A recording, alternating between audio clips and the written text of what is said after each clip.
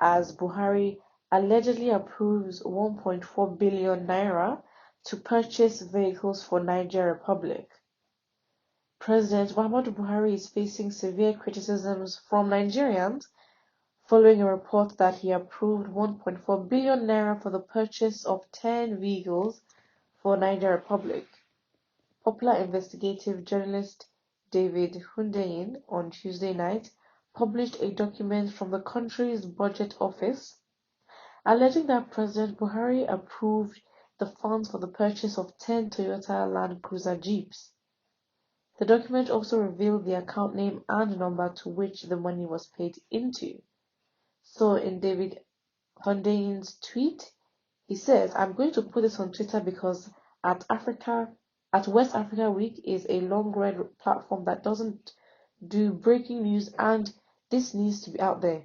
I've got hold of a budget office document showing Buhari approving 1.4 billion naira to buy vehicles for the government of Niger Republic." Wow. I mean, this has got, 26,000 likes already and 3,000 comments anyways. And of course, this has sparked many reactions and people are reacting. Well, in the actual detail, it says being release of fund in the sum of 1,145,000,000 naira. I can't even pronounce this. To the office accountant of the general. Wait, let me get this right.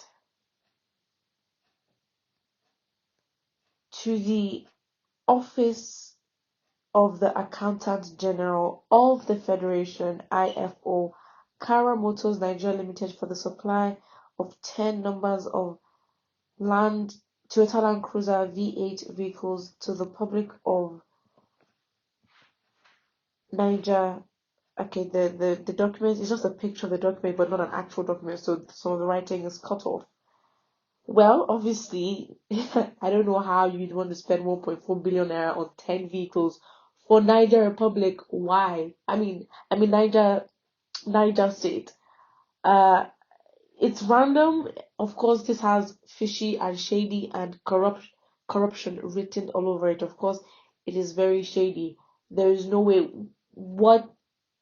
How would that help the state? Vehicles. What are these vehicles for? Who's going to use these vehicles? What? I mean, at the end of the day, it's good that they're following process of documenting all this stuff because really, they have to document this. But really, this is the kind of documentation that allows for diversion of funds. I mean, for excuses, in this case, 10 Toyota Land Cruiser cars. Like, what?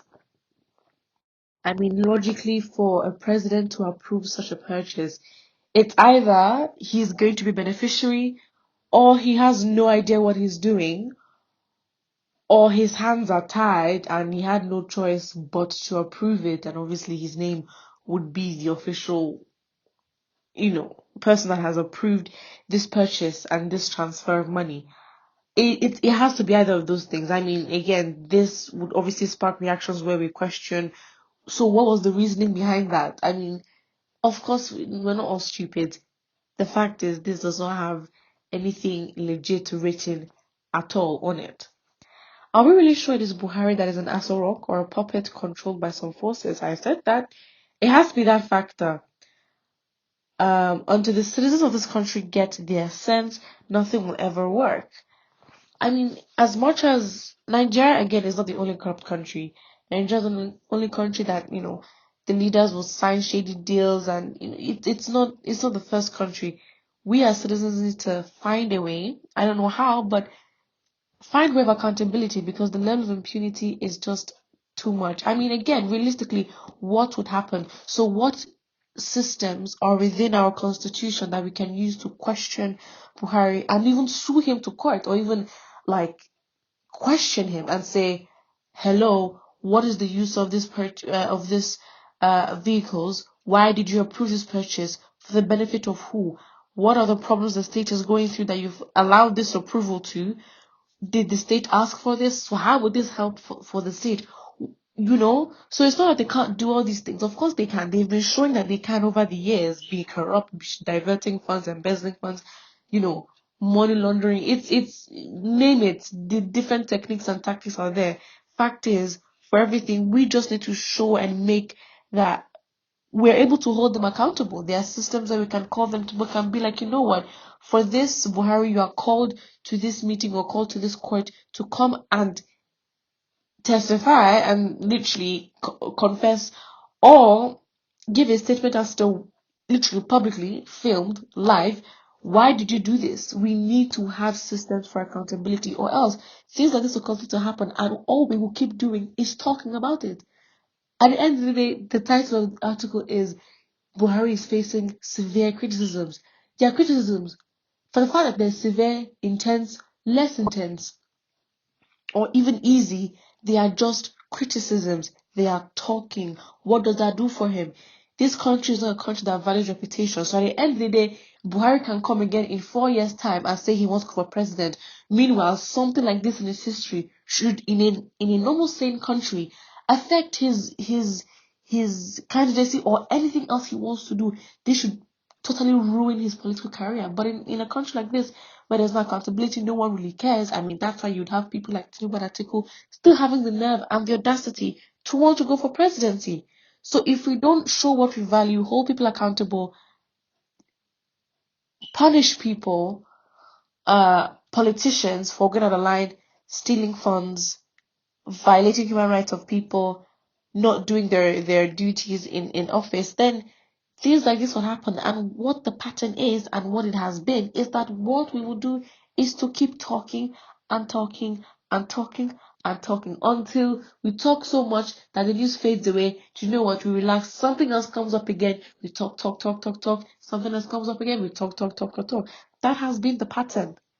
So until we decide to change something and actually make sure that these people are accountable, they will continue to do it. And that is why choosing who you are in office and who you are sure will respond to your cry or respond to your demands is very important. It is unfortunate for Nigerians to have such a National Assembly who can't challenge the president of his excellence, of his excesses. And again, the accountability, as I said, it's like, of course, on paper, within the structure of the government, there are, but I'm talking a different kind of accountability that comes from the people. That's what I'm saying. Not as this, I mean, you say National Assembly. I mean, fine, great.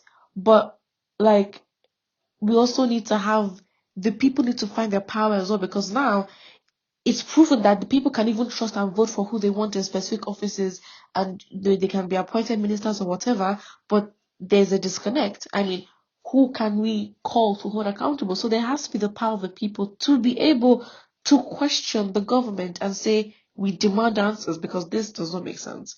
Put what you think about this in the comment section below, and do not forget to like and subscribe.